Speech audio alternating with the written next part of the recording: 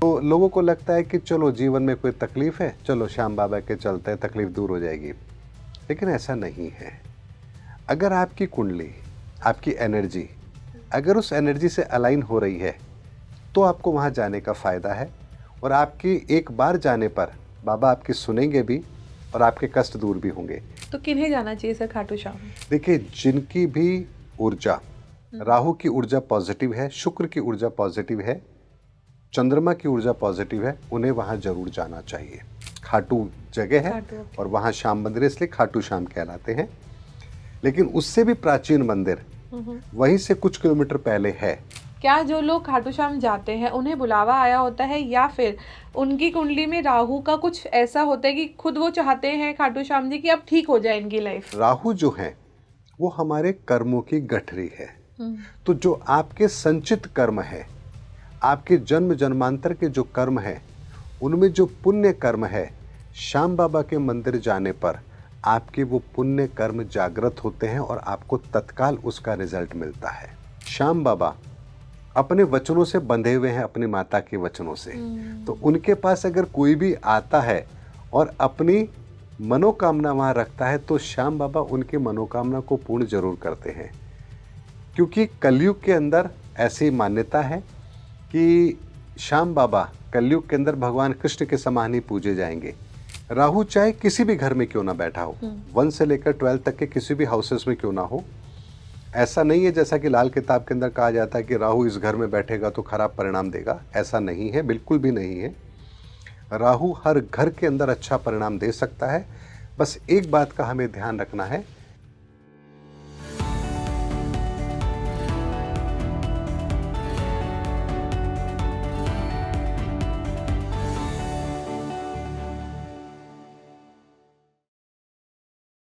क्या आपने उस एनर्जी के बारे में, उस ऊर्जा के बारे में सुना है जो कलयुग में अपने हर भक्त का साथ देती है? क्या आपने उस एनर्जी को कभी महसूस किया है अपने आसपास, जो आपकी समस्याओं को तुरंत ही सॉल्व कर देती है? बहुत सारे लोग ऐसे होते हैं जिन्हें किसी न किसी स्थान पर जाकर कॉस्मिक एनर्जी फील होती है। कुछ ऐसे हिंदुस्तान में कुछ ऐसी जगहें हैं, कुछ ऐसे स्थान हैं जहाँ पर जाकर इंसान, हम मनुष्य, एक आम मनुष्य बहुत आसानी के साथ उस डिवाइन ऊर्जा के साथ कनेक्ट कर लेता है। ऐसा ही एक स्थान है खाटू श्याम। आप में से बहुत लोग, मुझे यकीन है, खाटू श्याम गए होंगे और वहाँ पर उनके चमत्कारों को, उनके दिव्य उनकी उपस्थिति को महसूस भी किया होगा। लेकिन खाटू श्याम की इम्पोर्टेंस क्या है? खाटू श्याम स्पिरिचुअलिटी में, ना सिर्फ भक्ति में, उनका स्पिरिचुअलिटी में क्या महत्व है, क्या उनका एस्ट्रोलॉजिकल महत्व है, उनके साथ उनकी माता की कौन सी प्रतिज्ञा जुड़ी है, आज हम इन सभी बातों पर चर्चा करेंगे मनोज जी के साथ। हेलो एवरीवन, मैं हूं आपके साथ तमन्ना और ये पॉडकास्ट वाकई में उन लोगों के लिए है जो खाटू श्याम पर अपना विश्वास रखते हैं। Hello sir. जी बहुत बहुत धन्यवाद आपका भी। जी थैंक यू, आपका भी, आपके बहुत दर्शकों का भी। हम जब मैं आपसे मिली तो हमने कुछ और डिस्कस किया था कि हम आज कुछ और करेंगे, बट समहाउ खाटू श्याम जी चाह रहे थे कि हम आज उन्हें डिस्कस करें। जी। क्योंकि हमारे प्लेटफॉर्म पे कभी खाटू श्याम के ऊपर हमने किसी से बात नहीं करी है। जी।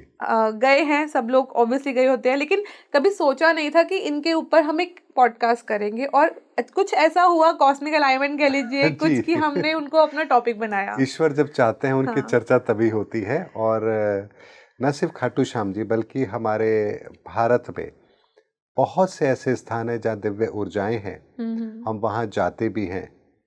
लेकिन जिन स्थानों पर दिव्य ऊर्जाएं हैं वो किस उद्देश्य से वहाँ स्थापित हुई हैं, वहाँ जाकर हमें क्या करना चाहिए, वहाँ के रिचुअल्स कौन से हैं जिन्हें हमें फॉलो करना चाहिए, किस व्यक्ति को किस स्थान पर जाने से लाभ होगा, ये बहुत सारी ऐसी चीज़ें हैं जिनको अगर हम जान करके करें तो हमें बहुत लाभ हो सकता है। हम लोग इस बात में सोचते नहीं है ना। जी, हम कभी नहीं सोचते।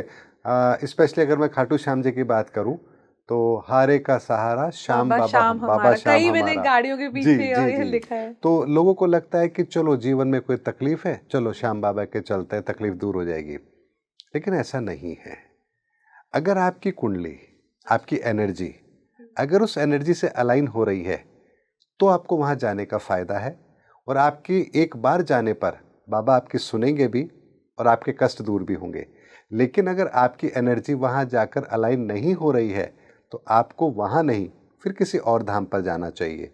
जैसे बहुत से लोग वैष्णो देवी जाते हैं, बहुत से लोग खाटू श्याम जी जाते हैं, बहुत से लोग हैं सालासर बालाजी जाते हैं, बहुत से लोग हैं जो मेहंदीपुर बालाजी जाते हैं, कुछ लोग हैं जो साउथ के अंदर एक मंदिर है तिरुपति बालाजी का, वहाँ जाते हैं, बहुत से लोग हमारे उदयपुर के अंदर नाथद्वारा के अंदर वहाँ जाते हैं।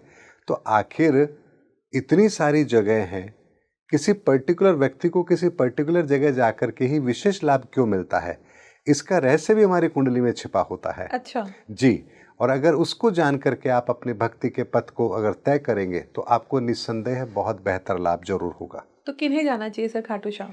देखिए, जिनकी भी ऊर्जा, राहु की ऊर्जा पॉजिटिव है, शुक्र की ऊर्जा पॉजिटिव है, चंद्रमा की ऊर्जा पॉजिटिव है, उन्हें वहां जरूर जाना चाहिए। खाटू श्याम जी के अगर मैं स्पेशली बात करूं तो हमारे शास्त्रों में तो उनके बारे में कहा गया है कि बर्बरिक हैं, उनके शीश को वहां स्थापित किया गया है। लेकिन पूरे हिंदुस्तान में तो बहुत जगहों पर श्याम बाबा के मंदिर हैं। स्पेशली मैं आपको बताना चाहूंगा कि जिस जगह पर वर्तमान में लोग जाते हैं, जो रिंगस के आगे खाटू श्याम जी का मंदिर है, खाटू जगह है और वहां श्याम मंदिर इसलिए खाटू श्याम कहलाते हैं। लेकिन उससे भी प्राचीन मंदिर वहीं से कुछ किलोमीटर पहले है। अच्छा। जो मंडरू गांव है, ओके। यानी कि अति प्राचीन श्याम मंदिर मंडरू गांव के नाम से अगर आप गूगल पे सर्च करेंगे तो आपको मिलेगा। वो उससे भी ज्यादा प्राचीन मंदिर है और वहां पर भी बहुत ही एक अलौकिक स्थापना श्याम बाबा की वहां पर है।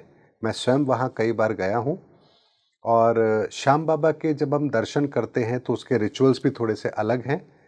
तो अगर कोई व्यक्ति वहां जाते हैं तो उन्हें वहां मंडरू गांव भी जाना चाहिए। बहुत दिव्य अलौकिक स्थान है, वहां की विशेषता भी है, महिमा भी है। लेकिन जब हम बात कर रहे हैं कि भाई किन्हें जाना चाहिए, तो यदि आपकी कुंडली के अंदर राहु की प्लेसमेंट बहुत अच्छी है तो आप यदि खाटू श्याम जी के जाएंगे तो आपको तत्काल लाभ होगा। अच्छा। क्योंकि राहु की ऊर्जा वहां स्थापित है। राहु की ऊर्जा अगर हम शास्त्रों में देखेंगे तो उनका केवल शीश है और खाटू श्याम जी भी केवल शीश ही है।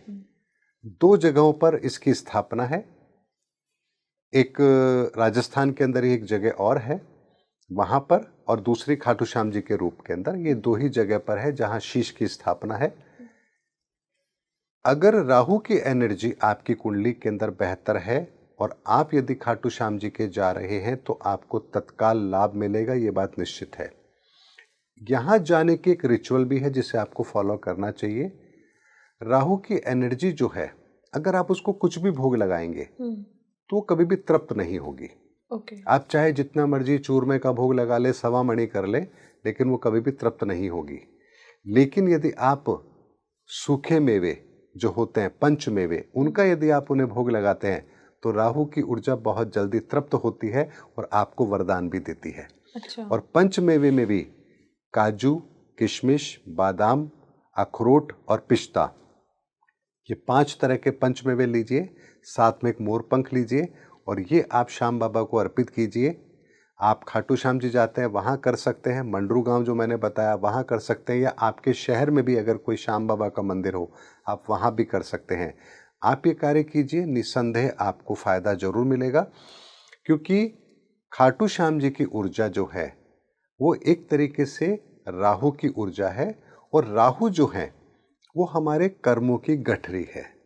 तो जो आपके संचित कर्म है, आपके जन्म जन्मांतर के जो कर्म है, उनमें जो पुण्य कर्म है, श्याम बाबा के मंदिर जाने पर आपके वो पुण्य कर्म जागृत होते हैं और आपको तत्काल उसका रिजल्ट मिलता है। ओके। तो कैसे जाने सर राहु की, जो मेरे मतलब मेरी कुंडली में राहु सही है या नहीं? If I don't have my, किसी पास कुंडली नहीं है या जिसने पढ़वाई नहीं, तो कुछ ऐसे सिम्टम्स आपके संकेत होते हैं कि राहु सही है या सही नहीं है? देखिए, यहाँ एक मैं बात आपको बताता हूँ कि अगर कुंडली के आधार पर हम आइडेंटिफाई करने की कोशिश करेंगे तो उसके कई पैरामीटर हैं। लेकिन या तो आपकी कुंडली में राहु अच्छा होगा या राहु ठीक नहीं होगा। तो यहाँ एक मैं चीज़ डिफाइन करके बताता हूँ कि यदि मान लीजिए आपकी कुंडली के अंदर राहु की ऊर्जा अच्छी है तो आपको वहाँ मंदिर पर जाते ही तत्काल उसके अच्छे परिणाम प्राप्त होंगे। यानी आप वहाँ मंदिर में जाकर के कोई ब्लेसिंग आप वहाँ पर मांगेंगे भगवान से और वो आपके तत्काल उस समय में कुछ समय के अंदर पूरी हो जाएगी। तो आप समझ लीजिए कि आपके राहु अच्छे भी हैं और उन्होंने तत्काल आपको रिजल्ट दिया है। लेकिन यदि मान लीजिए आपके राहु की एनर्जी आपकी कुंडली के आधार पर बात करूं तो ठीक नहीं है, तो यहाँ आपके पहली बार जाने से आपकी मनोकामना पूर्ण नहीं होगी। तो आप नियमित जाइए, महीने में एक बार या साल में एक बार आप जाइए और ख़ास तौर पर अपनी कुंडली के आधार पर राहु की प्लेसमेंट को चेक करके उसके समाधान जरूर कीजिए। अपने कर्म बंधनों को काटने का उपाय जरूर कीजिए ताकि आपको ब्लेसिंग मिल पाए, क्योंकि श्याम बाबा अपने वचनों से बंधे हुए हैं, अपनी माता के वचनों से। तो उनके पास अगर कोई भी आता है और अपनी मनोकामना वहां रखता है तो श्याम बाबा उनके मनोकामना को पूर्ण जरूर करते हैं, क्योंकि कलयुग के अंदर ऐसी मान्यता है कि श्याम बाबा कलयुग के अंदर भगवान कृष्ण के समान ही पूजे जाएंगे। ये तो एक आम धारणा है, लेकिन वास्तविकता ये है कि इस पर्टिकुलर समय के अंदर हमें अपने जीवन के अंदर अपने कर्म संस्कारों से मुक्ति का एक मार्ग मिल सके, इसके लिए श्याम बाबा के दर्शन करके पंचमेवे का भोग लगाने का एक विधान इस समय पर ईश्वरीय ऊर्जाओं के द्वारा हमें दिया गया है। और इस कार्य को मैंने स्वयं ने भी किया है, मैंने अपने वीडियो के माध्यम से बहुत लोगों को बताया भी है, बहुत लोगों ने किया भी है और उन्हें उसका लाभ भी मिला है। तो जब भी आप वहाँ जाएं, सच्ची श्रद्धा से अपनी मनोकामना वहाँ रख सकते हैं और जो मैंने तरीका बताया उस तरीके से यदि हम वहाँ जा कर के भगवान के सामने अगर अपनी अर्जी लगाते हैं तो निस्संदेह वो पूरी जरूर होगी। लेकिन एक बात मैं यहाँ जरूर कहना चाहूँगा, स्वार्थ के वशीभूत होकर के हमें नहीं जाना चाहिए। जब भी ऐसी जगहों पर हम जाएं तो वहाँ हमें ईश्वर से यही प्रार्थना करनी चाहिए, हे ईश्वर, यदि मेरे लिए ये श्रेष्ठ है, उत्तम है, तो आप मेरी मनोकामना अवश्य पूरी करें।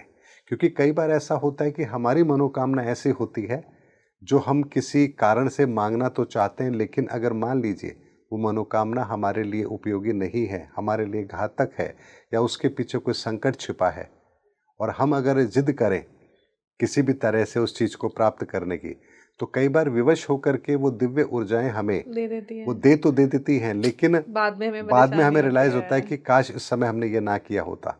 मैंने बहुत साल पहले कहीं सुना था कि आप सपने भी देखो, मतलब इच्छाएं भी रखो ना, तो सोच समझ के रखो, क्योंकि भगवान पूरी कर देता है। ये ना हो कि उसके बाद तुम पछताओ कि ये। देखिए, हमारे शास्त्रों में एक हठ योग के बारे में कहा गया है। हठ योग क्या होता है? जिस चीज को हम प्राप्त करना चाहते हैं और हम प्रकृति को या ईश्वरीय व्यवस्थाओं को मजबूर करते हैं कि वो हमें ये परिणाम दे, उसे हम हठ योग की श्रेणी में लेते हैं। इसको ऐसे समझिए कि हम सब है तो ईश्वर की संतान, इसीलिए इंसान है। बिल्कुल। और अगर एक बच्चा अपने माता पिता से जिद करे और ऐसी जिद कर बैठे कि जो फिर माँ बाप को मजबूर होकर के उस इच्छा को पूरा करना पड़े, तो माँ बाप करते ही हैं। ठीक किसी तरह से अगर हम ईश्वरीय सत्ता को मजबूर करते हैं किसी परिणाम को देने के लिए, तो वो दे तो देते हैं, लेकिन बाद में उसके घातक परिणाम हमें प्राप्त होते हैं। जैसे हिरण्याकश्यप ने वरदान प्राप्त किया तो प्रकृति को मजबूर होकर वरदान देना पड़ा, लेकिन वो ये भी तो जानते थे कि इसका दुरुपयोग करेगा। उसको बैलेंस तो ठीक इसी तरह से अगर हम भी प्रकृति को मजबूर करते हैं किसी चीज के लिए तो ठीक नहीं है। मान लीजिए आप कहते हैं कि मुझे कार मिले और आपके नसीब में अगर मान लीजिए वाहन से दुर्घटना का योग है, तो ईश्वर आपकी उस मनोकामना को पूरा नहीं करेंगे। लेकिन आप यदि मान लीजिए कुछ और करके आप ईश्वर को मजबूर करते हैं उस चीज के लिए, तो ईश्वर दे तो देंगे, लेकिन बाद में जब वो घटना घटित होगी तो आपको एहसास होगा कि अगर मैंने कार ना खरीदी होती तो आज ये दुर्घटना मेरे साथ नहीं होती। तो इसीलिए हमें ईश्वरी जो व्यवस्था है ये इतनी बेहतर व्यवस्था है जिसका उपयोग करना हमें आना चाहिए। जैसे अगर मान लीजिए कहीं अकाल होता है तो हम वरुण देव की पूजा करते हैं जी। वरुण देव की पूजा क्यों करते हैं? क्योंकि ये ईश्वरीय व्यवस्था में जल की जो व्यवस्था है, वर्षा की जो व्यवस्था है, वो वरुण देव के अधीन है। तो अगर किसी कारण से हमारे इस धरती पर वर्षा नहीं हो रही है तो हम वरुण देव का आवाहन करेंगे, तो वरुण देव प्रसन्न होकर के हमारी उस मनोकामना को पूर्ण करेंगे। लेकिन इसके लिए भी एक विधान काम करता है कि जब आप देवताओं से कुछ लेते हैं तो आपको देवताओं को भी कुछ समर्पित करना होता है। इसके लिए हमारे शास्त्रों में एक विधान दिया गया है जिसे हम यज्ञ का विधान कहते हैं। यानी यज्ञ के अंदर हम अग्नि प्रज्वलित करते हैं। अग्नि इस ब्रह्मांड का पहला तत्व है। अग्नि के द्वारा ही देवताओं को उनका भाग प्राप्त होता है। इसीलिए जब हम यज्ञ करते हैं और उसमें किसी चीज की आहुति देते हैं तो वो भाग उन देवताओं को प्राप्त होता है। किस यज्ञ के अंदर किस देवता का आवाहन करना है, उसमें उस देवता से संबंधित किस वस्तु को हमें अर्पित करना है, इसका भी एक विधान है। इसीलिए हमारे हिंदू धर्म के अंदर, हमारे सनातन के अंदर इतनी सारी व्यवस्थाएं दी हुई हैं ताकि एक मनुष्य इस जीवन के अंदर यदि किसी समस्या में हो तो वो ईश्वरीय वरदान के तहत, इन व्यवस्थाओं के तहत उन चीज़ों को प्राप्त कर सकता है। ये हमारे जीवन को बेहतर बनाने के लिए, परमार्थ के कार्य के लिए, लोगों की भलाई के लिए व्यवस्था की गई है। इसका उपयोग कभी भी स्वयं की स्वार्थ पूर्ति के लिए नहीं करना चाहिए। तो सर एक और बात बताइए कि अगर स्वार्थ, हम कहते हैं ना, आप खाटू श्याम को आप बांध रहे हैं, मतलब उनकी माँ की प्रतिज्ञा देकर बांध रहे हैं, तो क्या ये उनको धर्म संकट में डालने वाली बात नहीं है? निस्संदेह ये उनको धर्म संकट में डालने वाली बात है। इसीलिए मैंने कहा ना कि हमें प्रार्थना के साथ ये भी कहना चाहिए कि हे ईश्वर, यदि मेरे भाग्य के अनुसार ये मेरे लिए उचित है, मेरे लिए ठीक है, तो आप मेरी मनोकामना अवश्य पूर्ण करें। देखिए, अगर मान लीजिए हमें किसी चीज की प्रॉब्लम है तो क्या गवर्नमेंट के अंदर डिपार्टमेंट नहीं बने हुए हैं? हम वहां जाकर अपनी बात रखते हैं, उस डिपार्टमेंट की जिम्मेदारी कि वो हमारे लिए व्यवस्था करवाए। ठीक इसी तरह से ईश्वरीय व्यवस्था के अंदर भी सारी की सारी व्यवस्था की गई है ताकि हमारे जीवन में अगर किसी चीज का कोई संकट है तो हम उस चीज की पूर्ति कर सके। जैसे राजा दशरथ के जीवन में संतान का योग नहीं था, तो क्या ऋषियों ने उनके लिए व्यवस्था नहीं की? यज्ञ किया, पुत्र कामिष्ठी यज्ञ हुआ। कहने को पुत्र कामिष्ठी यज्ञ है, लेकिन वास्तव में वहां उन्होंने शिव तत्व को सक्रिय किया और सनातन प्रक्रिया से रानियों को संतान प्राप्त हुई।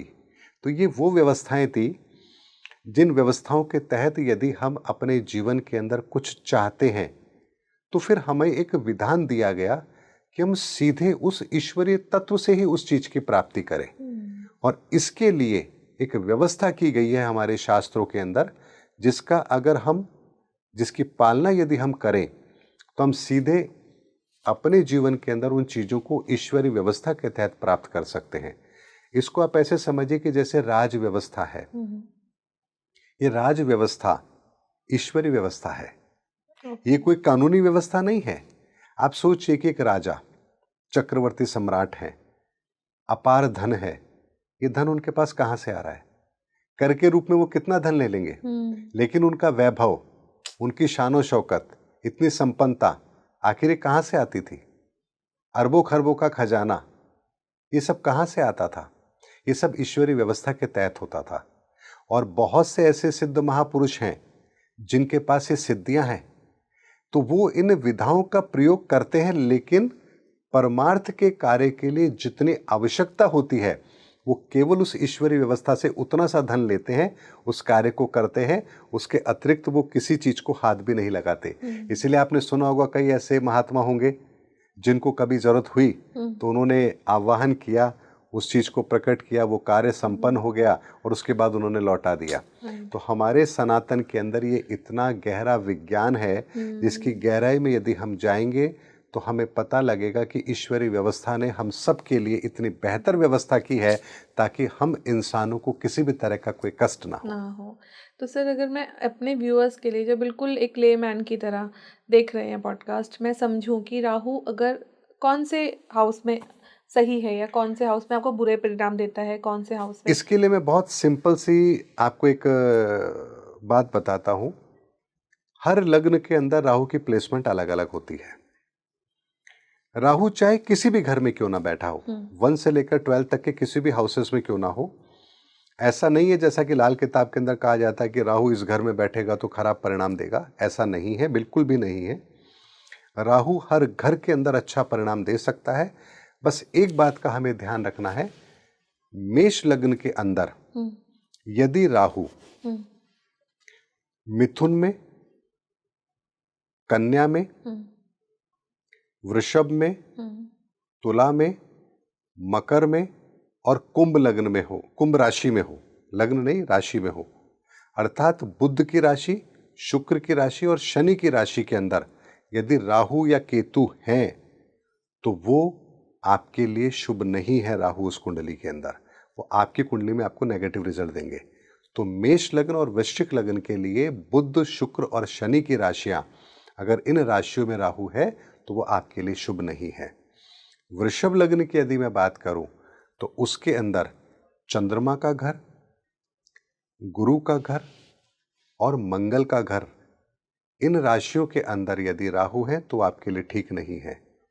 अगर मैं मिथुन की बात करूं, कन्या की बात करूं, तो उसके अंदर सूर्य, चंद्र और मंगल के घर जो होते हैं, वो राशियां जो होती हैं, उनके अंदर अगर राहु है तो आपके लिए शुभ नहीं है। कर्क लग्न के अंदर सूर्य, बुध और शनि, इन घरों में यदि राहु है तो आपके लिए शुभ नहीं है। सिंह लग्न की कुंडलियों के अंदर चंद्रमा और शनि की अगर राशियों के अंदर राहु है तो आपके लिए शुभ नहीं है। कन्या का मैंने आपको बता दिया, जैसा मिथुन है वैसे कन्या है। तुला के अंदर यदि सूर्य, मंगल और गुरु के घर में यदि राहु है तो आपके लिए शुभ नहीं है। उसके अलावा वृश्चिक मैंने बता दिया, जैसा मेष है वैसे वृश्चिक है। ऐसे ही धनु के अंदर यदि चंद्रमा, शुक्र और शनि की राशियों में यदि राहु है तो आपके लिए शुभ नहीं है। मकर के अंदर सूर्य, चंद्रमा और गुरु के घरों में अगर राहु है तो आपके लिए शुभ नहीं है। कुंभ अगर लग्न की मैं बात करूं तो आपके सूर्य और चंद्रमा, इन दो घरों के अंदर यदि राहु है तो आपके शुभ नहीं है। और मीन लग्न की कुंडली की यदि मैं बात करूं तो सूर्य, शुक्र और शनि, इन तीन घरों के अंदर यदि राहु है तो वो शुभ नहीं है। राहु या केतु दोनों में से कोई भी ग्रह अगर इन घरों में है तो वो शुभ नहीं है। इसके अतिरिक्त बाकी किसी भी राशियों के अंदर अगर जो मैंने लग्न बताए उसके अंदर राहु है, बेशक चाहे वो 12th हाउस में हो, 6th हाउस में हो, 8th हाउस में हो, 3rd हाउस में हो, लग्न में हो, कहीं पर भी हो, वो आपकी कुंडली में शुभ ही है। ओके। तो ये एक बहुत बड़ी मिसअंडरस्टैंडिंग होती है, मिसकंसेप्शन होता है कि राहु, जहाँ राहु सिर्फ है तो राहु नाम इतना मतलब इतना मार्केट में इतना फैला रखा है ना कि ये तो बिल्कुल आपको खत्म ही कर देगा या खराब ही कर देगा। देखिए राहु जो है, बेसिकली राहु क्या है, इस बात को हमें समझना पड़ेगा। हमारे इस ब्रह्मांड की रचना के अंदर सबसे पहले ऊर्जाओं का निर्माण और ऊर्जा के साथ तत्व का निर्माण। पहली ऊर्जा अग्नि, अग्नि से उष्मा, उष्मा के साथ ही अग्नि तत्व का निर्माण हुआ है। उसके बाद जल तत्व का निर्माण हुआ है, अर्थात पानी, वायु, पानी और गति, ध्वनि। तीसरी ऊर्जा के साथ भौतिक संसार की रचना होती है और पृथ्वी तत्व उत्पन्न होता है। चौथी ऊर्जा के साथ बुध तत्व और साथ में वायु तत्व, इसकी रचना होती है।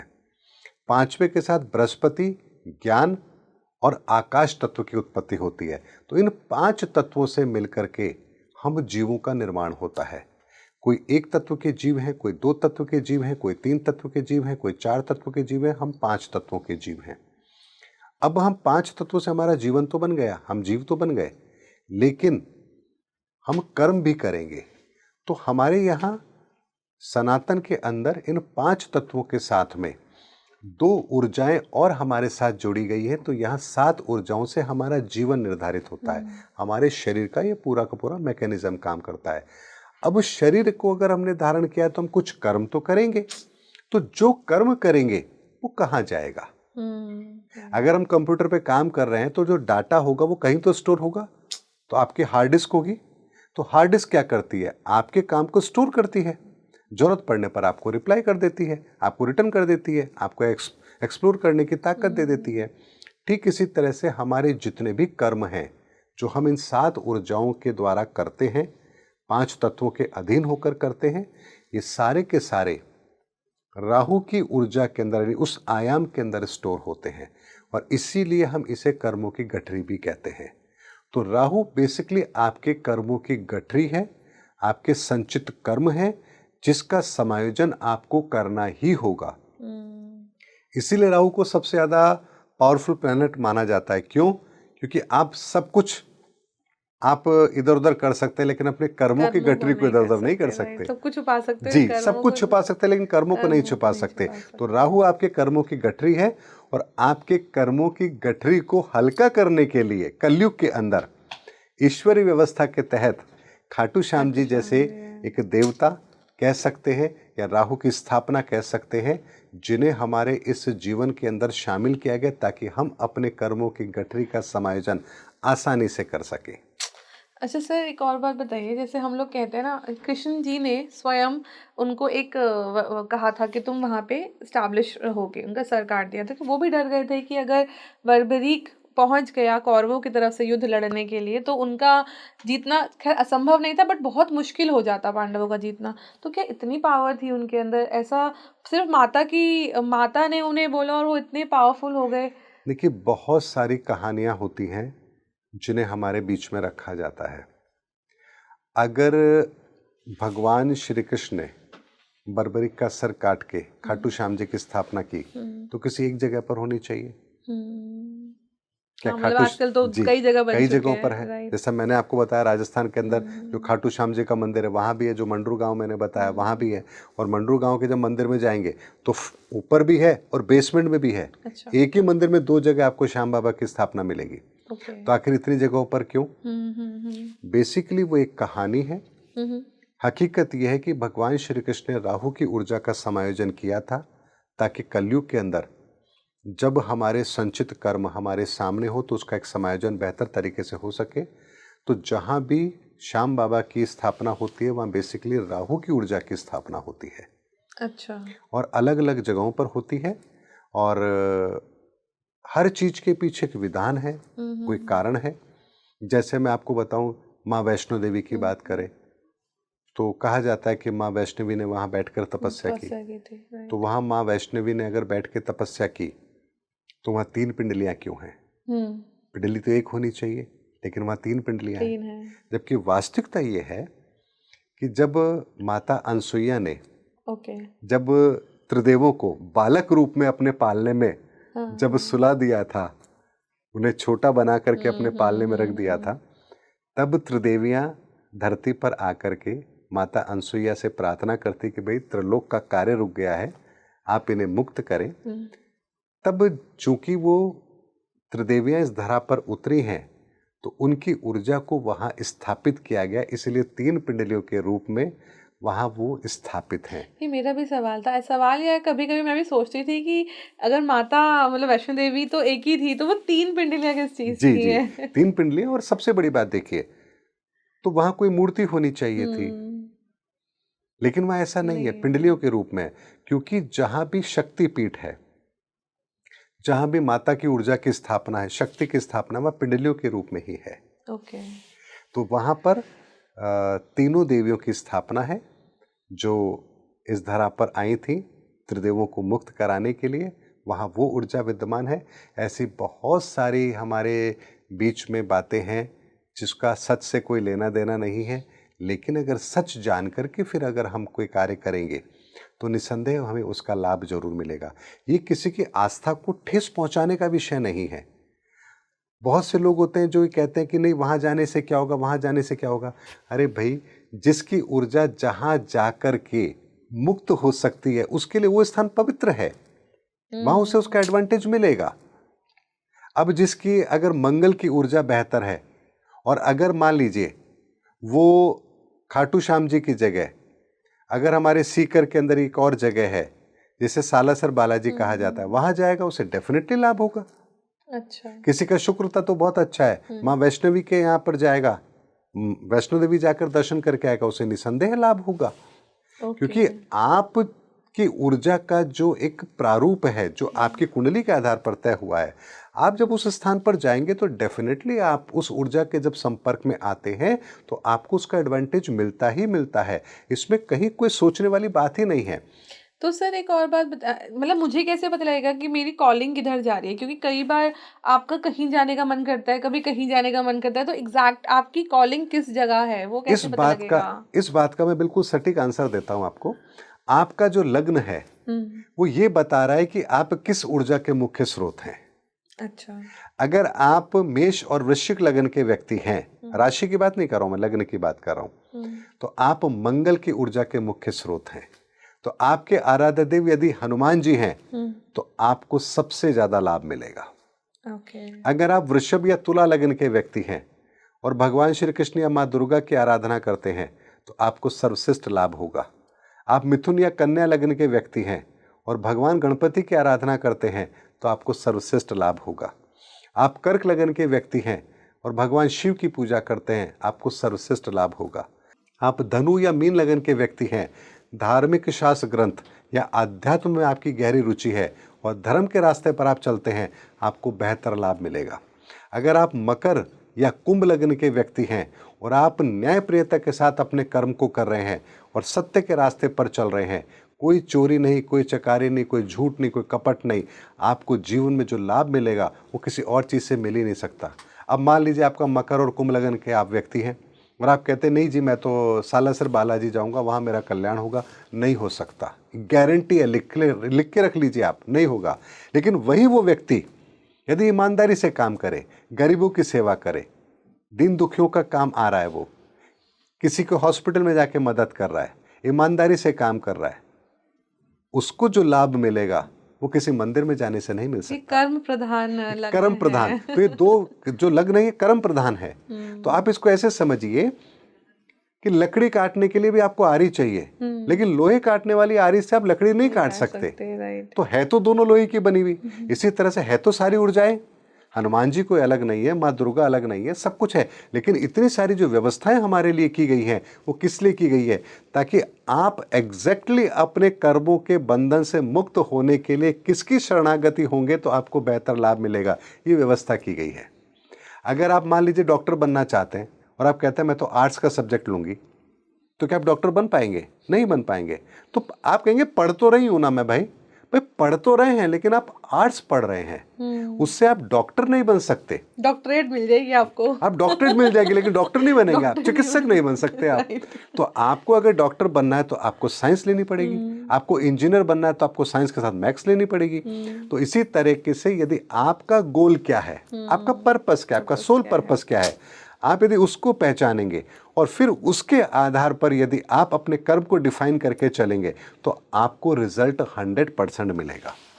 आप शुक्र प्रधान व्यक्ति हैं, शुक्र प्रधान व्यक्ति हैं तो माँ दुर्गा आपकी आराध्य देव है। यहां आपके जीवन के अंदर दो चीजें होंगी। आपके जीवन में संसाधन कभी कम तो नहीं होंगे, लेकिन इतना जरूर है कि यदि आपने इन तत्वों का दुरुपयोग किया है तो ये संसाधन जीवन में मिलेंगे, लेकिन थोड़े से तकलीफ के बाद मेहनत करके मिलेंगे। लेकिन यदि आपने इन संसाधनों का दुरुपयोग नहीं किया है तो आपकी कुंडली में शुक्र बहुत अच्छी अवस्था में होंगे, बुध भी बहुत अच्छी अवस्था में होंगे, शनि भी बहुत अच्छी अवस्था में होंगे और आपको जीवन में सहजता के साथ धन मिलेगा। तो आपकी कुंडली बता रही है कि आपने इस तत्व का दुरुपयोग किया है, सदुपयोग किया। अब वो व्यक्ति अगर अपने जीवन के अंदर परमार्थ करता है, दान करता है, तो उसको उसके जीवन के अंदर लक्ष्य आसानी से प्राप्त होंगे। बृहस्पति प्रधान व्यक्ति यदि धर्म का अनुसरण करता है, लोगों को धर्म के रास्ते पर चलने के लिए प्रेरित करता है, तो उसको उसके जीवन में श्रेष्ठ लाभ मिलेगा। मंगल प्रधान व्यक्ति यदि लोगों को मोटिवेट करता है, लोगों के काम आता है, उन्हें एक सही रास्ता दिखाने के लिए उन लोगों को प्रेरित करता है, उनके साथ चलता है, तो उसे विशेष लाभ मिलेगा। चंद्र प्रधान व्यक्ति यदि लोगों को उनको सुकून कैसे मिले, शांति कैसे मिले, उनके दुखों को सुनता है, उनके साथ सहानुभूति रखता है, उसे विशेष लाभ मिलेगा। तो यहाँ आपका कर्म ये बता रहा है कि आपका कर्म यदि आपकी ऊर्जाओं के अधीन है तो आपको विशेष लाभ मिलेगा। इसको ऐसे समझिए कि आप यदि कंटेंट राइटिंग अच्छी करते हैं और आप जाकर के किसी ऑफिस में क्लर्क बन जाएं, तो आप सिर्फ फाइलों में ही 2-4 लाइन लिख पाएंगे, आप उससे ज़्यादा कुछ नहीं कर पाएंगे। लेकिन अगर आपने पत्रकारिता को अपना पैशन, अपना प्रोफेशन बना लिया, या आपने कंटेंट राइटिंग करना शुरू किया, आप यूट्यूबर बने, तो आपको विशेष लाभ मिलेगा।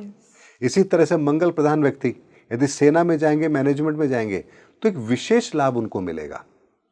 इसी तरह से हमारे जीवन के अंदर ऊर्जाओं का एक संसार काम कर रहा है। इसका तालमेल समझ करके यदि हम अपने लक्ष्य को निर्धारित करेंगे तो हम अपने जीवन के अंदर श्रेष्ठ कर्मों को करके उस गति को प्राप्त कर पाएंगे जिस गति को प्राप्त हम करना चाहते हैं। अच्छा, एक और बात बताइए, हम राहु और बर्बरीक खाटू श्याम जी की बात कर रहे हैं, ठीक है। हम कई बार ये सोचते हैं, कई बार हमने सुना है कि ना बुलावा आता है तब आप जाते हो। तो क्या जो लोग, मैं अभी तक खाटू श्याम नहीं गई हूँ, क्या जो लोग खाटू श्याम जाते हैं उन्हें बुलावा आया होता है, या फिर उनकी कुंडली में राहु का कुछ ऐसा होता है कि खुद वो चाहते हैं खाटू श्याम जी कि अब ठीक हो जाए इनकी लाइफ? कुछ ऐसा होता है क्या? इस बात का बिल्कुल सटीक उत्तर आपको देता हूं। यदि मान लीजिए आपके जीवन के अंदर प्रारब्ध के अनुसार कोई चीज आपको मिलनी है और वो लिखा है कि आपको मिलेगी, लेकिन थोड़े समय के लिए आपके जीवन में कुछ बाधा भी है जिसके कारण से वो चीज आपको नहीं मिल पा रही है, लेकिन मिलनी है आपको, तो आप कहीं ऐसी जगह बैठे होंगे जहां अचानक से कोई व्यक्ति आएगा, आपको कहेगा या फ्री हो क्या, चलो चलते हैं, मैं खाटू श्याम जी जा रहा हूं या मैं कहीं और जा रहा हूं। आप कहेंगे यार हाँ मैं फ्री हूं, चलो चलते हैं। आप वहां पहुंचेंगे, वहां जब पहुंचेंगे तो अपने आप आपके मन में भाव आएगा, आप उनसे वही प्रार्थना करेंगे और आप देखेंगे आपका काम हो गया। तो आपके प्रारब्ध में वो चीज होनी थी, लेकिन उसमें कुछ व्यवधान भी था, उस व्यवधान को दूर भी होना था, ये भी निश्चित था। तो परिस्थिति ऐसी बनेगी कि आप वहां पहुंच जाएंगे, और इसे ही हम क्या कहते हैं कि बाबा ने बुलाया तो हम आ गए। अगर बेमन से गए तो? देखिए, बेमन से आप जा रहे हैं, बहुत से लोग जाते हैं। मैं अगर ये बात कहूं तो किसी को बुरा नहीं लगना चाहिए। आज की डेट में 4 धाम की यात्रा कितने लोग हैं जो श्रद्धा से करते हैं? आई थिंक 1% लोगों भी को नहीं तो होगा। ये भी नहीं पता कि 4 धाम की यात्रा का पर्पस क्या है। पर्पस क्या है? ऑफ कोर्स वास्तविकता यह है कि 4 धाम के अंदर अगर मैं बात करूं तो 2 धाम की मैं बात करता हूं। सबसे पहले आप जाइए हरिद्वार। हरिद्वार में जाकर के वहां जब आप स्नान करते हैं तो आप वहां मां गंगा से प्रार्थना कीजिए कि आज से मैं अपने सारे पापों को यहां छोड़ रहा हूं, आज के बाद मैं अपने जीवन में कोई पाप नहीं करूंगा। तो यहां आप गंगा के अंदर अपने पाप धो रहे हैं। वहां से आप जाते हैं केदारनाथ। केदार का मतलब होता है दलदल। तो वहां शिवलिंग नहीं है, वास्तव में वो दलदल है, हमारे पापों का एक पुंज है वहां पर। तो वहां जब आप जाते हैं तो आप देखते हैं कि मेरे पाप जो यहां तक पहुंचे हैं, क्या इनका क्षय हो गया है या नहीं हुआ है, वहां उसको आप देखते हैं। वहां से आप जाते हैं फिर बद्रीनाथ। बद्रीनाथ के अंदर जब आप जाते हैं तो वहां भगवान के इस स्थान पर आप देखते हैं कि मणि चमक रही है या नहीं चमक रही है। तो कुछ लोगों को वहां पर यहां मणि चमकती हुई दिखाई देगी, तो समझ लेना कि आपके पापों का क्षय हो गया है। और अगर आपको यहाँ मणि चमकती हुई दिखाई ना दे तो समझ लीजिए कि आपने केवल एक यात्रा की है, वास्तव में आपने अपने पापों का क्षय नहीं किया है। क्या इस प्रयोजन से लोग जाते हैं? नहीं जाते। गंगा जी में जाएंगे, स्नान कर लिया, केदारनाथ में जाएंगे, रील बना लेंगे, बद्रीनाथ में जाएंगे, पिकनिक स्पॉट समझ के जाएंगे, तो हम तो कहीं ट्रैकिंग हो जाएगी। तो हम तो यही नहीं जानते कि किस स्थान पर जाने का क्या लाभ है।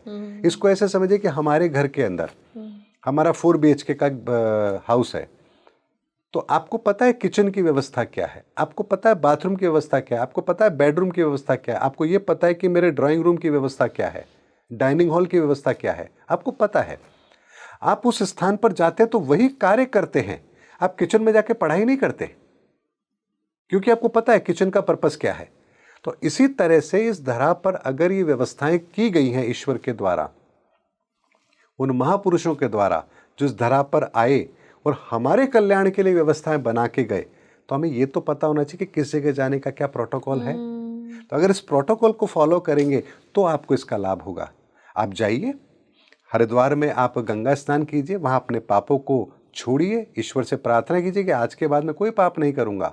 फिर केदारनाथ जाइए, वहां दर्शन कीजिए, अपने पापों को वहां देखिए कि कितने पाप आपने किए हैं। वहां आपको उस पिंडली के अंदर आपको आपके पाप दिखाई देंगे। वहां से आप जाइए बद्रीनाथ जाइए, वहां यहाँ मुकुट पे देखिए आप कि वहां मणि है या नहीं है। अगर मणि दिखाई दे रही है तो इसका मतलब है आपने हृदय से अपने पापों को वहां छोड़ा भी है और ईश्वर ने आपके पापों का क्षय भी कर दिया है, और अब आप उस मणि को देख पा रहे हैं। फिर जीवन में कभी पाप मत कीजिए, यहाँ आपकी यात्रा सफल है। तो कैसे पता लगेगा कि पाप कर रहे हैं कि नहीं कर रहे हैं? आपको मणि वहां दिखाई देगी। नहीं, आगे, और उसके बाद में आप पाप मत करिए। सिर्फ पाप कोई जान के तो नहीं करता, मतलब मुझे नहीं लगता। देखिए, पाप की जो डेफिनेशन होती है वो बहुत अलग है। स्वयं के स्वार्थ के लिए किसी को तकलीफ पहुंचाकर, किसी का हिस्सा मारकर यदि हम कोई चीज प्राप्त कर रहे हैं तो ये सब पाप की श्रेणी में आता है। लेकिन यदि आप कर्म कर रहे हैं, परमार्थ की भावना से कर रहे हैं, या निजी हित के लिए भी कर रहे हैं, लेकिन आप इस बात का भी ध्यान रख रहे हैं कि मेरे इस कार्य से किसी को कोई तकलीफ ना हो, मैं किसी का हक ना मारूं, और फिर जो आप कर्म कर रहे हैं वो कभी पाप की श्रेणी में नहीं आएगा। एक सैनिक जब बॉर्डर पर बंदूक चलाता है तो किसी की जान ही लेता है, लेकिन वो इस भावना से नहीं लेता कि सामने है जो है इसने मेरे परिवार का ये किया या वो किया है। वो अपने देश की लोगों की सुरक्षा के लिए वहां खड़ा है, अपनी जिंदगी को दांव पर लगा रहा है, तो यहां उसका कर्म श्रेष्ठ कर्म है। बेशक चाहे वो हत्या कर रहा है, वहीं वो यदि अपने निजी स्वार्थ के लिए किसी का मर्डर कर दे तो उसी देश का कानून उसको परमवीर चक्र नहीं देगा, बल्कि उसे फांसी की सजा या उम्र कैद सुनाएगा।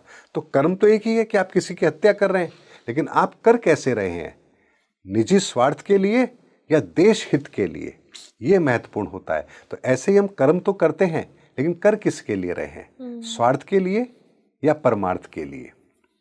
सर कोई साइंस भी ऐसे होते हैं, मतलब मैं अपना एक्सपीरियंस बताती हूँ। मैं अभी कुछ दिन पहले ही उदयपुर नाथ द्वारा, जो मैंने बोला बेमन वाला जो मैंने आपसे पूछा, तो ऐसे हम लोगों का नाथ द्वारा का प्लान था, बट मैं समहाउ मैं नहीं जाना चाह रही थी, और फिर लेकिन मैं किस ज़बरदस्ती मुझे ले गए। तो क्या ये मतलब इसका मुझे पाप मिला या मुझे पुण्य मिला, या ये लिखा हुआ था? नहीं, उसका कोई पाप पुण्य नहीं होगा, लेकिन आपको वहां जाकर के वो डिवाइन ब्लेसिंग नहीं मिलेंगी और आप उन ऊर्जाओं को महसूस नहीं कर पाएंगे, क्योंकि आपकी भावना वैसी थी ही नहीं। ओके, ठीक है। लेकिन मैं आपको बात बताता हूं कि इन जगहों की जो ऊर्जाएं होती है बहुत पवित्र होती है, और जब उन्हें आपको बुलाना होगा वो अपने आप आपको संकेत देंगी और आप वहां तक पहुंचेंगे। अगर मैं मेरे रियल लाइफ के अंदर अगर मेरा एक्सपीरियंस बताऊं तो मैं जयपुर का रहने वाला हूं, तो हमारे जयपुर में एक फेमस मंदिर है, गोविंद देव जी का मंदिर। ये रियल घटना बता रहा हूं मैं आपको, और इस घटना को लगभग 15 साल हो चुके हैं। तो एक दिन रात को स्वप्न में मुझे भगवान श्री कृष्ण दिखाई देते हैं उसी रूप के अंदर जैसे उस मंदिर में है, और मुझे कहते हैं कि मुझे माखन मिश्री खाना है। अच्छा। तो मैं स्वप्न में उनको कह रहा हूं कि प्रभु आपको माखन मिश्री खाना है, यहाँ तो इतनी संगत है, इतने भक्त हैं आपके, आप तो किसी को भी कह सकते हो, किसी से भी खा सकते हो। बोले नहीं, मुझे तेरे हाथ से खाना है। तो मैंने कहा ठीक है प्रभु, जैसे आपकी आज्ञा, मैं माखन मिश्री लेकर आता हूँ।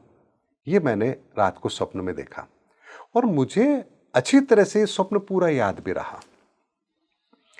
अब सुबह उठने के बाद में मैंने कहा कि अगर ऐसा अनुभव है तो अपने को चलना चाहिए। तो मैंने क्या किया, अपने घर में से जो नए बर्तन थे, कटोरियाँ वगैरह, वो मैंने निकाली कि मैंने कहा भगवान को अगर अर्पित करें तो झूठे बर्तन नहीं लेने चाहिए, नए लेने चाहिए। तो घर में उपलब्ध थे तो मैंने लिए। लेके मैं मार्केट में गया, और जो हमारे जयपुर की सबसे बढ़िया दुकान थी जहाँ शुद्ध माखन मिश्री मिल सकता था, दही मिल सकता था, वहाँ गया। मैंने ताज़ा बिल्कुल दही लिया, माखन लिया, मिश्री ली, और ले कर के, और बर्तन थे तो मैंने एक पैक अलग करा लिया, और फिर मैं मंदिर में गया। मंदिर में जा कर के, जैसे सामने मंदिर है तो उसके चारों तरफ एक वो बैरियर लगा हुआ है, तो मैं वहाँ खड़ा होकर के मैंने बर्तन निकाले, और बर्तनों में मैं वो जो मार्केट से मैंने लिया था मैं उसको शिफ्ट करा था, ताकि मैं अच्छे से थाली में अच्छे से लगा कर भगवान को दूँ। उस मंदिर में बाहर का भोग नहीं लगता है, अलाउ ही नहीं है। लेकिन मैं वहाँ पर, मैंने कुछ भी दिमाग नहीं लगाया, मैं सिर्फ वहाँ पर माखन मिश्री निकाल रहा हूँ। वहाँ दूर पंडित जी बैठे थे, उनकी नज़र मुझ पर पड़ी, मेरी नज़र उधर गई, और उन्होंने अपने पास में एक दूसरे पंडित जी खड़े थे, उनको इशारा किया और मेरी तरफ भेज दिया। अभी हमने कोई वार्तालाप हमारे बीच में नहीं हुआ है, केवल आई कांटेक्ट हुआ था कि मैंने उधर देखा भगवान की तरफ, तो मुझे लगा कि वो पंडित जी किसी को कुछ कह रहे हैं। पंडित जी से भी आई कांटेक्ट नहीं हुआ था, मंदिर की तरफ मेरा ध्यान था। वो दूसरे पंडित जी आए, आकर मेरे पास खड़े हो गए और मुझे कहते हैं लाओ। अब मैंने उनको हाथ जोड़ के बोला, मैंने कहा 2 मिनट बस मैं थाली में लगा लूं। मैंने थाली के अंदर माखन मिश्री दही वो पूरा का पूरा लगाया और उन्हें यूं क्यों थाली दे दी। वो थाली लेकर के सीधे वहां गए, वो पंडित जी उठे, थाली को अंदर लेके गए, पर्दा लगाया, भोग लगाया, और उसके बाद उन्होंने मुझे वो यूं की यूं थाली ला करके, उसमें तुलसी पत्र वगैरह सब कुछ था, वो लगा करके लाकर मेरे को दिया। और मैं स्पीचलेस था, मैं क्या कहूँ। ना मैंने ये कहा कि मैं कुछ लाया हूँ, ना मैंने ये कहा कि मुझे भोग लगाना है। क्यों उन्होंने भेजा, क्यों वो आए, मुझसे मांगकर अपने आप ले गए, वहाँ भोग भी लग गया और उसके बाद मैंने वो प्रसाद वहाँ सबको बांटा। जैसे मैंने स्वप्न में देखा था कि मैं बाद में प्रसाद बांट रहा हूँ, वो मैंने वहाँ प्रसाद बांटा। तो आप मुझे बताइए किसने बुलाया, कौन गया? तो जब डिवाइन एनर्जी आपसे कुछ चाहती हैं तो वो आपको बताती भी हैं, और उस समय अगर आप वो काम करते हैं तो निस्संदेह आपको वो ब्लेसिंग मिलती भी है। फिर वहां हमें ये नहीं सोचना चाहिए अरे ये तो सपना था, ये तो ऐसे ही हो गया होगा। आप टाल भी सकते हैं, लेकिन इन चीजों को कभी टालना नहीं चाहिए। ऐसी बहुत सारी चीजें मेरे लाइफ में हुई हैं जहां मैंने इन डिवाइन एक्सपीरियंस को मैंने लाइफ में महसूस किया है। एक छोटी सी घटना और बताता हूँ। ये बात है करीबन 15-17 साल पहले की होगी। एक किसी व्यक्ति ने हमें कहा भैया मैं अपने गांव में सत्संग करा रहा हूँ, आप हमारे यहाँ ज़रूर आना। तो मैंने कहा ठीक है। उसने बड़े प्यार से मुझे बोला, तो मैंने कहा ठीक है भैया हम ज़रूर आएंगे। तो मैं और एक मेरे फ्रेंड दोनों हम वहाँ सत्संग में गए। तो गांव के अंदर सत्संग था, उसने बड़े प्रेम से बुलाया, हम चले गए। जयपुर से लगभग 40 किलोमीटर दूर वो जगह थी। हम पहुँच तो गए दिन में, रात को लगभग शाम के 7-8 बजे तक। हमने सोचा 9 बजे तक फ्री होके आ जाएंगे। अब उस समय क्या गांव में आलू की खेती हो रही थी, तो लोग अपने खेत में काम कर रहे थे, तो लोग आए इकट्ठा हुए, उसमें काफ़ी टाइम लग गया। तो जो सत्संग 8 बजे शुरू होना था वो सत्संग ही 11 बजे शुरू हुआ। रात को 11 बजे। अब गांव में लोग 11 बजे सत्संग शुरू हुआ, 12 बजे तक सत्संग चला, उसके बाद फिर खाना हुआ, रात को बज गया 1:30। अब वो हम भैया बोले भैया ऐसा करो रुक जाओ, सुबह चले जाना। हमने कहा नहीं भैया जाना तो अभी हमें पड़ेगा, क्योंकि सुबह अपने अपने ऑफिस से जाना है, काम है, सब कुछ है। हम इस तरह से तैयार भी होके नहीं आए कि भाई चलो रात को रुकना पड़ेगा, हम अभी तो जाएंगे। अब हम वहाँ से निकले। अब गांव के अंदर रात को 1:30 बजे आपको कहाँ रास्ता कैसे मिले? हम निकल तो दिए, लेकिन अब सोच रहे क्या करें। और ये बात मेरे ख्याल से शायद 17 साल पहले की भी, उस समय जीपीएस नहीं हुआ करते थे। तो अब हम जिस चौराहे पर पहुंचे, अब कहाँ जाएं? इधर जाएं, इधर जाएं, सामने जाएं, कहाँ जाएंगे? हर चौराहे पर 3 हमारे पास रास्ते हैं, राइट, लेफ्ट या सीधा। अब यकीन करेंगे 4 जगह हम कंफ्यूजन में आए कि हम कहाँ जाएं, और चारों जगह हमें चौराहे पर कोई ना कोई व्यक्ति रास्ता बताने वाला मिला। Oh my God. और जब हम रुकते हम कहते बाबा, कोई जैसे लड्डे पे जा रहा है लकड़ियां लेकर के, हमने कहा बाबा जयपुर जाना है, कहाँ जाएं? तो बोला यहाँ चले जाओ। हम 2 कदम आगे जाते, पीछे मुड़ के देखते ना लड्डा, ना कोई ऊंट गाड़ी, ना बैलगाड़ी, ना कोई बाबा। फिर आगे गए, फिर चौराहे पर गए, देखा अब कहाँ जाए? एक मोटरसाइकिल वाला आ रहा है। हमने पूछा भैया जयपुर जाना है? बोले भाई साहब इधर से चले जाओ। हम जैसे इधर घूम के देख रहे हैं, हमें कोई लाइट दिखाई नहीं दे रही। रात को 1:30 बजे की बात रात को 1:30 बजे की बात। 3 से 4 जगहों पर हम ऐसी जगह फंसे हैं, और हमें हर जगह पर रात को 1:30 बजे ठीक उसी चौराहे पर रास्ता बताने वाला कोई ना कोई मिला है। तो ये क्या था? कौन व्यवस्था कर रहा है हमारे लिए? सही बात है। इसीलिए जीवन के अंदर जब आप बिल्कुल पवित्रता के साथ इन ऊर्जाओं का सम्मान करते हैं, तो ये ऊर्जाएं आपका पथ प्रदर्शन जरूर करती हैं। इन ऊर्जाओं का कार्य ही हमारे लिए पथ प्रदर्शन करना है, वरना धरा पर उस लोक को छोड़कर इस धरा पर आकर क्या कार्य करेंगी बताइए? हमारे सुविधा के लिए तो ये है। उन तीनों देवियों ने जहां इस धरा पर आकर के भगवान को अपने साथ लेके चले गई, लेकिन अब आई है इस धरा पर तो युगों युगों तक हमारा कल्याण हो सके, तो यहाँ तीनों की ऊर्जाओं के रूप में स्थापना हुई। आज हम वहाँ जाते हैं, ये मेरा खुद का पर्सनल एक्सपीरियंस है। जब आप जाते हैं वैष्णो देवी, आप ब्लैंक हो जाते हैं। आपको थोड़ी देर के लिए एहसास ही नहीं होता कि आप यहाँ क्यों आए हैं, आप क्या मांगने आए हैं, आप कुछ मांग पाए, ये संभव ही नहीं है। मैंने तो खुद ने एक्सपीरियंस किया कि वहाँ जाकर के 2 मिनट के लिए ऐसा हो जाता है कि दिमाग बिल्कुल ब्लैंक है। मैं क्या कहूँ, क्या मांगूँ, क्या नहीं कहूँ, कुछ समझ में नहीं आता। ये लाइव एक्सपीरियंस है मेरा। तो इसी तरह से इस धरती पर दिव्य ऊर्जाएं मौजूद हैं। आपको ये पता होना चाहिए कि किस स्थान पर कौन सी ऊर्जा मौजूद है, उनका प्रोटोकॉल क्या है। आप उनको फॉलो करेंगे तो निस्संदेह आपको वहाँ की उन दिव्य ऊर्जाओं का प्रत्यक्ष अनुभव भी होगा और आपको उनका लाभ भी मिलेगा। Thank you so much sir, इतना डिवाइन था ये बात। मैं आपकी घटनाओं को जब सुन रही थी, आपके साथ जो इंसिडेंट्स हुए वो बहुत मतलब एकदम विश्वास आपका और मजबूत कर देते हैं कि आप अकेले नहीं हैं यहाँ पर, शक्तियाँ हैं। अगर आप विश्वास करते हैं तो वो शक्तियाँ भी आपका साथ देने के लिए आती जी हैं। बिल्कुल। ऐसे ही खाटू श्याम जी भी हैं। मुझे तो मतलब मैं जानना चाह रही थी बहुत लंबे समय से कि इनका एस्ट्रोलॉजिकल, इनका स्पिरिचुअल क्या इम्पोर्टेंस है, क्योंकि मंदिर तो बना हुआ है ऑफ कोर्स और लोग जाते भी हैं, बट क्यों जाना है, कैसे जाना है, क्या करना है, वो किसी को नहीं पता होता। तो मे बी इस पॉडकास्ट के ज़रिए उन्हें कुछ बहुत अच्छी जानकारी मिली होगी। थैंक यू सो मच हमारे साथ जुड़ने के लिए। बहुत बहुत धन्यवाद आपका भी, आपके दर्शकों का भी। जय सनातन धर्म की।